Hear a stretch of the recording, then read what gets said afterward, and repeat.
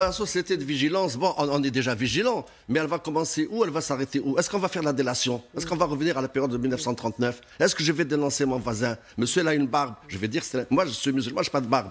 Donc, moi, il n'y a pas de problème. Je suis nickel, comme disent les jeunes. Lui, il n'est pas nickel parce qu'il a une barbe. Est-ce que le fait de ne pas serrer la main, moi, j'ai vu des rabbins qui ne serrent pas la main à des femmes. On ne va pas leur dire, vous êtes radicalisés. Mais un musulman, s'il ne veut pas serrer la main, il devient radicalisé. Et ces signes-là, on est stigmatisé, effectivement. On est stigmatisé, écoutez, pour tout. On est stigmatisé pour tout. Mais comment vous expliquez qu'on en soit arrivé là? Moi, je voudrais essayer de comprendre comment effectivement, vous dites le burkini, le voile, les repas. À chaque fois, on est arrivé là pour deux raisons. On est arrivé là parce que on essaie d'évacuer les vrais problèmes de la France.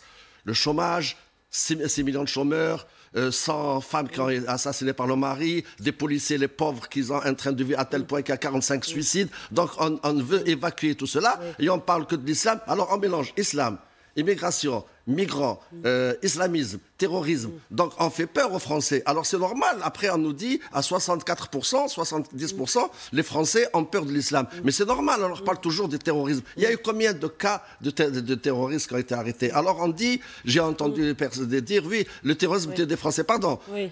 Bataclan, on va devoir s'arrêter. Bataclan, des Français de confession musulmane morts.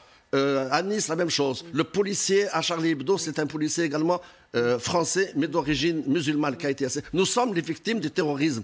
Qu'on arrête, et je demande, je vais être très fort, je demande à certains hommes politiques qui ont fait le commerce sur l'islam, les musulmans, de fermer leur gueule.